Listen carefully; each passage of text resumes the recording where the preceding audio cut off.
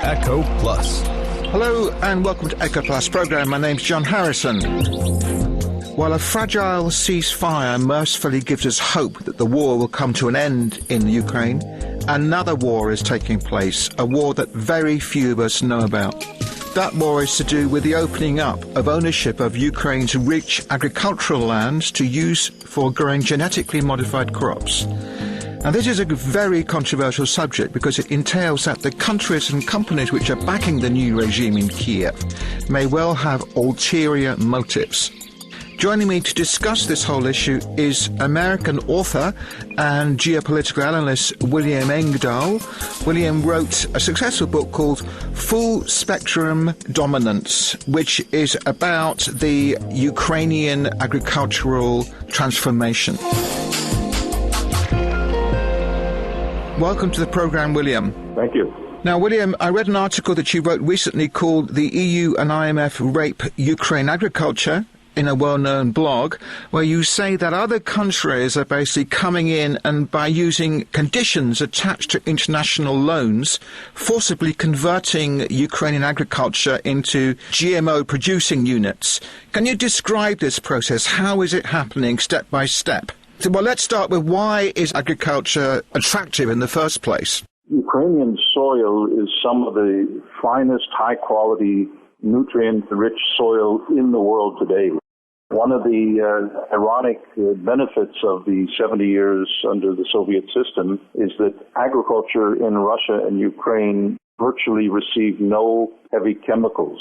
Right. All the chemicals were diverted for military purposes during the Cold War and so forth. And the soil, by nature, the black soil of Ukraine is absolutely the finest soil on the earth. So Ukrainian laws up until this coup d'etat in February of this year, backed by Washington, by the way, protected the agriculture land as a national treasure from any foreign ownership. And under Yatsenyuk, the man handpicked by Victoria Nuland, the neoconservative former aide of Dick Cheney, who's orchestrated the personnel to be the new government after the February coup, Yatsenyuk is known as a water boy for the IMF, the International Monetary Fund. Now, what is the IMF? Many people don't understand. The IMF was created by the United States and Britain and a few allies after World War II to oversee the reconstruction of Europe. It got changed into an agency to control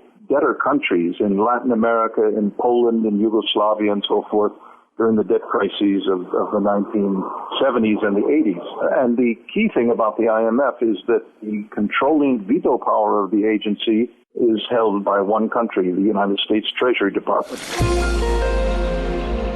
Can I just stop you here because I'm fascinated what you're saying about the IMF, and I subscribe to personally the belief that there is a new form of colonialism basically going on in the world, whereas in previous times, I'm British and I know all about colonialism. You know, in our days it was through physical violence, it was through aggression, and you know we don't need to mention the slave trade and all the other wicked things that happened in those times. But now we're talking about a more subtle form of colonialism, I believe, through the IMF and the World Bank using globalization. So what's happening is that we're taking over new countries by taking over their markets in a way that the people living in those countries don't know. They don't actually know what's going on because the perpetrators are a long, long way away. And the method that we're using is loans and strings attached to the loans, which you name in your article conditionalities, correct? Yes, exactly. It's a kind of informal imperialism, if you want to call it, or colonialism. Yeah. The United States and Britain together rigged the rules of the IMF. There's a huge debate with the emerging countries like China, Russia, the BRICS countries, Brazil, South Africa, and India, wanting to have a stronger voting share in the IMF, but the U.S. and Britain hold on to this blocking veto. Yeah. So they determine the rules of the IMF. The head of the IMF is always, by convention, always a European, approved by the United States.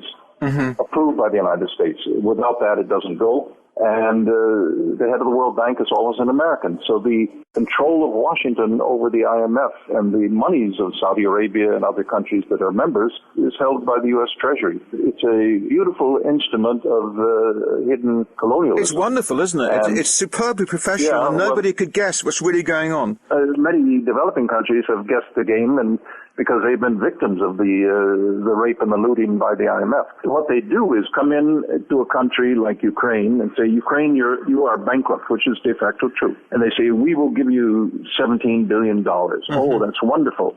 But we have some conditions. We tie on some strings because, of course, there's no free lunch. Well, the strings are, you have to have free market. You have to eliminate your laws that control the ownership of your agriculture land. You have to eliminate your law that bans the planting of genetically modified seeds so that Monsanto, DuPont, Dow Chemical, Syngenta, BASF, and so on in Germany, they can come in and plant their poisonous GMO seeds and ruin the finest agriculture in the world and use that to globalize the food chain, essentially. William, I'd like to ask you very briefly to tell us why GMO is so bad, but after a short break. Echo Plus. Welcome back to Echo Plus program. Today we're talking about the influx of foreign capital and foreign companies on the back of that capital who are basically taking over Ukraine's agriculture to cultivate what? To cultivate genetically modified crops. Now, I am fortunate to be talking to an American geopolitical analyst and author of the book Full Spectrum Dominance, William Engdahl, who is going to tell us more about this. William, in a few words, why is GMO so bad? Two things. One, the seeds are patented, such that farmers who get trapped into the Monsanto trap every season have to buy not only Monsanto GMO seeds anew to get the seeds. They're forbidden to replant the seeds, something that's been done for 5,000 years by farmers ever since the Mesopotamian invention of agriculture. The second thing is that you are forced by contract to use Monsanto Roundup weed killers, poison, chemicals, and so forth. And you cannot violate that. Now, there's a diabolical thing that goes on here because that combination has been independently tested. Monsanto refuses to allow in government testing of any of its products, its weed killer Roundup as well as its seeds. But there have been independent tests that have managed to be carried out in France and elsewhere, and they have shown that the weed killer that is paired by contract, the Roundup paired with Roundup Ready soybeans or corn, contains toxins, contains poisons that kill cells in the female human embryo in concentrations much less than is used in garden variety weed killers. Yeah, we've had a couple of programs about GMO on this radio station in the past, and one of our Russian analysts provided information which basically said that nobody knows what happens after the second generation of people, eating genetically modified food, because we haven't lived that long yet. We don't know what's going on. But as far as her tests in the lab on rats and some other animals, after the second generation, there were problems in reproduction because of this issue that you just mentioned. Yes. Well, there have been huge documented cases of problems in reproduction in pig crops in Canada, in the U.S., and Denmark, and Germany, and Austria. Farmers that I know personally who made their own experiments, feeding their pigs a part of the herd they fed GMO and a part they fed normal. The GMO-fed pigs could not reproduce piglets. That's pretty extreme. And then they shifted it back and they started reproducing again. So that's just one indication. But the real criminality of the GMO operation is that because of an agreement in 1992 between Monsanto Corporation of St. Louis and George Bush Sr., the president at that time, there is no U.S. government independent safety and health test that is allowed on the safety of GMO for humans or animals. Wow. To this day. And that has been carried over to the European Union. European Food and Safety Administration does not have independent tests. They take the word of Monsanto, and Monsanto is a documented liar. They have lied throughout their history but about William, the health effects. Correct me if I'm wrong, as far as I know, GMO agriculture is not carried out in the EU at the moment. It's virtually been brought to a standstill. There are tiny little plots, but there is some in Spain and some in Spain where the multinational agribusiness simply took over 20 years ago, so they brought it in. But for the most part, the citizens of the European Union have fought tooth and nail to keep, and the farmers have fought tooth and nail to keep GMO out of Europe. Thank God for that. So is this invasion, if want a better word, into Ukraine by these companies a way to get into Europe through the back door, so to speak? Yes, because of the associate European Union agreement of Ukraine, they are going to then export the GMO crops and say this is part of the European Union. The European Commission in Brussels, they're a bunch of corrupt bastards. They've sold their soul to the devil, and they would dearly love to have GMO all over the place.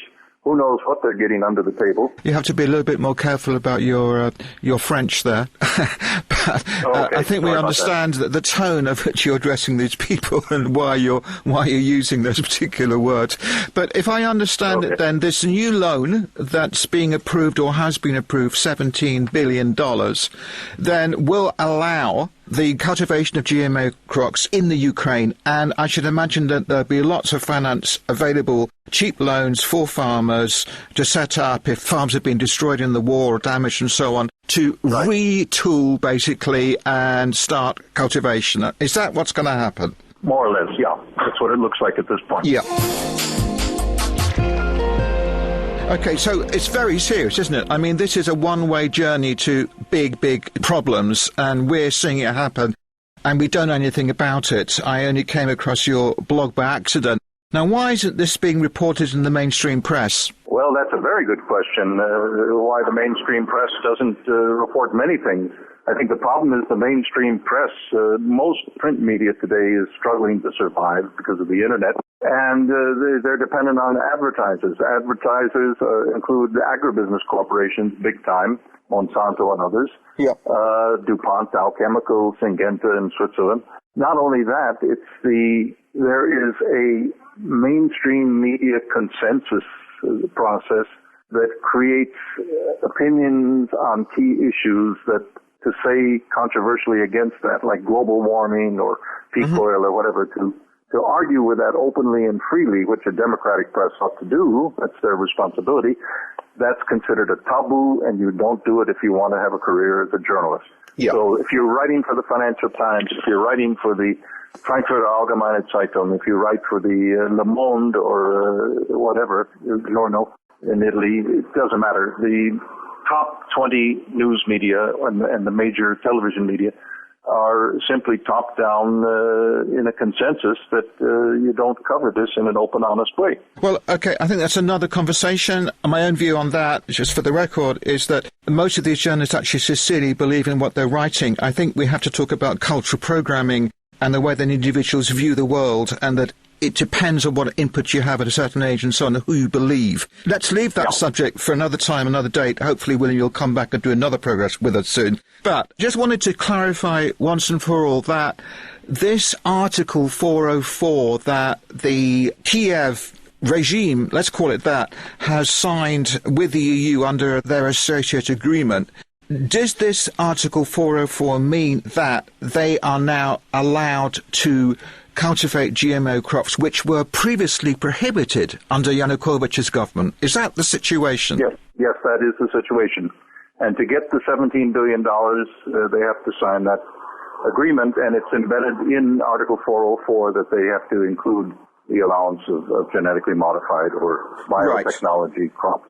They've already signed the agreement, as I understand. Yes. So it's a done story. This is going to happen unless everything changes. William Engdahl, thank you very, very much indeed for your very clear analysis of the situation. It's certainly refreshing to have somebody on the programme who understands as much about this subject as you do. Thank you very much indeed for being with us today. Well, thank you. Thank you, listeners. I hope it's useful. Goodbye.